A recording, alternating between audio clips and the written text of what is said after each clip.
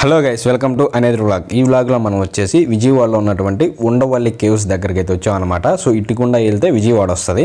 So ఇటుకుండా వెళ్తే ఇదే Undavalli caves. So ఈ ఉండవల్లి కేవ్స్ అనేది విజయవాడ నుంచి 7 కిలోమీటర్లు, కనకదుర్గమ్మ గుడి కాడి నుంచి 6 కిలోమీటర్ల దూరంలో ఉంది. అయితే ఈ ఉండవల్లి కేవ్స్కి రావాలంటే మనకి ర్యాపిడో సహకారం కూడా ఉంది.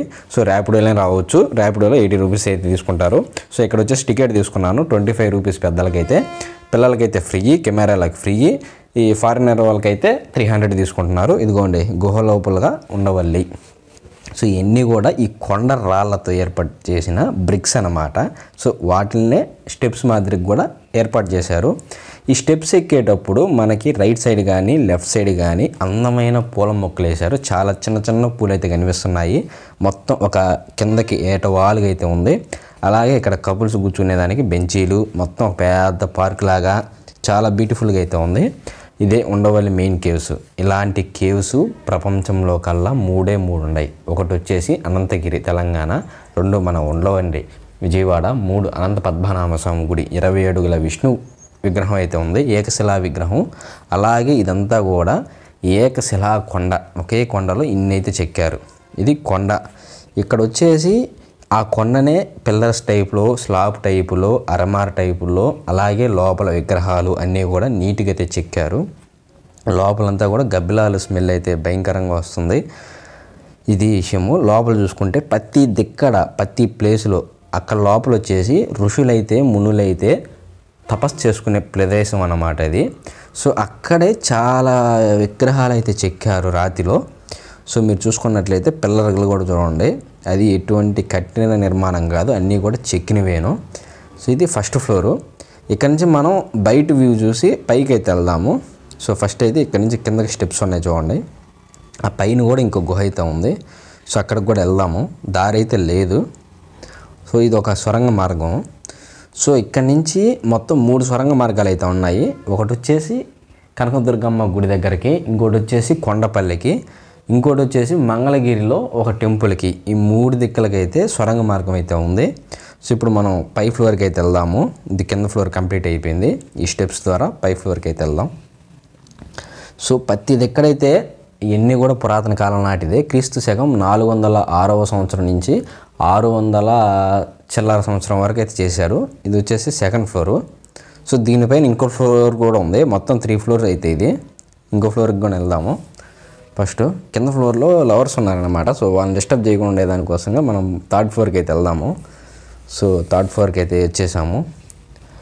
అత్యధిక హైట్లో ఉండేది ఇదేను. ఇక్కడే అనంత పద్మనాభ స్వామి గుడి కూడా ఉండేది లోపల. సో మనం ఇక్కడి నుంచి ఎడ్జ్ పాయింట్కి అయితే చూద్దాము. ఫ్లోరింగ్ పాయింట్ డేంజరస్ ప్లేస్ ఇది. చాలా ఎడ్జ్లో అయితే నడవాలి. అయితే మనం అన్నీ సక్రమంగా కాకుండా అడ్డదిడ్డంగా అయితే నడుస్తున్నాము. చూద్దాం. ఇది లోపలికి ఉంది దారి అయితే, అంతా కూడా మూసుకొని పోయింది. సో ఈ లోపలైతే రాజులు ఉండేవాళ్ళు వచ్చినప్పుడు. సో అక్కడికి మనకు అలవ లేకుండా గేట్లు అయితే పెట్టేశారు. ఇక్కడ నుంచి మనం మేడ మీదకి అయితే ఎక్కొచ్చు. సో ఇక్కడ నుంచి మేడ మీదకి అయితే ఎక్కుదాము. లోపల నుంచి చాలా అద్భుతంగా అయితే చెక్కారు. ఇక్కడ నుంచి మళ్ళా పైకి ఉంది స్టెప్స్. ఇది ఎలా ఉందంటే కింద నుంచి చూస్తే మనకి 3 ఫ్లోరే, కానీ లోపల మెట్లు చాలా హైట్కి అయితే ఉన్నాయి. ఇదిగోండి ఆ గేట్లన్నీ కూడా అప్పట్లో ఉన్నటువంటి రాజు కుటుంబీకులు ఉండేటువంటి ఇవన్నీ కూడా శిల్పాలు, ఒకే కొండలో చెక్కినటువంటి శిల్పాలు. సో ప్రతి ఒక్క శిల్పాలు ఉన్నాయి. రాములు వారిది, శివుడిది, ఋషులది, మునుది, విష్ణువుది, ఈ బ్రహ్మది, యమభటులది, అట్లాగా రాక్షసులది, దేవతలది అందరైతే ఉన్నాయి. అయితే కొన్ని ఏరియాలో మనం పోకూడదు అన్నమాట. సో అందువల్ల ఈ కట్టలను అయితే పెట్టేశారు. అదిగోండి మహావిష్ణువు యొక్క పనుకొని ఉన్నటువంటి 7 తలల సర్పం మీద ఉన్నటువంటి విష్ణువు విగ్రహం. అయితే దీన్ని ఇంకో విధంగా అంటారు. మాధవరాయలు అనే రాజు బుద్ధుడి విగ్రహాలని ఇట్లాగ విష్ణు విగ్రహంలాగా చెక్కించారని ఒక పురాణం ఉంది. అట్లాగే ఇది విష్ణు వంశానికి చెందిన వాళ్ళు చెక్కించారనేది ఇంకొక పురాణం అయితే చెప్తుంది. ఇట్లా ఉన్నాయన్నమాట. సో ఏది కరెక్ట్ అనేది మనకైతే తెలీదు. ప్రస్తుతానికైతే ఈత ఉన్నాయి. ప్రపంచంలో కల్లా 3 అతి పెద్దవి, 20 అడుగులు. సో లోపలికైతే అలా లేదు. మనమైతే ఎట్లా కొట్టి అడ్జస్ట్ చేసి చూద్దాము. చూసారా గబ్బిలాలు మొత్తం లోపలన్నీ భయంకరమైన స్మెల్ అయితే వస్తుంది గబ్బిలాల దగ్గర నుంచి. అన్నిటికైతే మెసి పెట్టేశారు, ఎవరిని లోపలికి పోనించకుండా. ఇదిగోండి విగ్రహాలు, సింహాలు. ముందు మొత్తం కూడా 2 సింహాలు అయితే ఉన్నాయి. మరి సింహాలు చూసి కాకతీయులు కూడా సింహాలు వాడేవాళ్ళు. మధ్యలో బుద్ధుడు. ఇది పైన వ్యూ మొత్తం కూడా. ఆ పైన కూడా ఇంకో ఫ్లోర్ ఉంది. సో పైన ఫ్లోర్కి కూడా వెళ్దాము. మొత్తం కూడా ఒకే కొండ ఇది. అప్పట్లోనే మంచి ప్లేస్ ఎంచుకున్నారు. మనకి స్ట్రైట్గా వచ్చేసి కృష్ణానది ఉండేది. అయితే కృష్ణానది వ్యూ కూడా కనిపిస్తుంది ఇక్కడ నుంచి పైకి వెళ్తే. ఇంకా ఇక్కడ ఏదో గేట్ ఓపెన్ చేశారు, లోపలికి వెళ్దాం. ఇదిగోండి మొత్తం అందరి విగ్రహాలు ఉంటాయి. విష్ణువేమో పునుకొని ఉంటాడు. అనంత పద్మనాభ స్వామి అని కూడా అంటారు. పైనంత స్లాబ్ టైప్లో మొత్తం ప్రతి ఒక్కరి విగ్రహం ఉంటుంది. దేవతలది, దేవుళ్ళది, అందరిది సైడ్ గోడ మీద ఉంటుంది. విష్ణువేమో పునుకొని ఉంటాడు. పిల్లర్ల మీద కూడా ఆఖరికి మనకి శిల్పాలు అయితే చెక్కున్నారు. చాలా అద్భుతంగా ఉంది. మనకి ఒళ్ళు జిల్లరేస్తుంది అనమాట అంత దగ్గరికి వెళ్ళినప్పుడు. సో మనం టచ్ కూడా చేయొచ్చు. ఇదిగోండి పడగలు, నాగ పడగల మీద పొనుకొని ఉన్న విష్ణువు. 20 అడుగుల పొడుగు ఉంటుంది దాదాపుగా విగ్రహం అయితే. మొత్తం కూడా ఆ కొండలోనే, మొత్తం ఆ కొండలోనే చెక్కేశారు. చాలా అద్భుతంగా అయితే ఉంది. అక్కడి నుంచి బయటకు వచ్చి మనం ఈ స్టెప్స్ ద్వారా పై ఫ్లోర్కి అయితే వెళ్దాము. అప్పట్లో కట్టినా ఇప్పటి వరకు చెక్కు చెదరకుండా ఉంది ఇదైతే. అంటే ఇంకా కట్టేదంటూ ఏం లేదు, మొత్తం చెక్కటాలే ఇది. సో ఇదే టాప్ ఫ్లోర్ అనుకుంటున్నాను నేనైతే. ఇంతకుమించి పైకి ఉండదు. ఇంకోటి ఏంటంటే ఈ కొండకా నుంచి పక్కనే కుడి పక్క ఇంకో దారి ఉంది, అటు కూడా వెళ్దాము. ఇది వచ్చేసి టాప్ వ్యూ.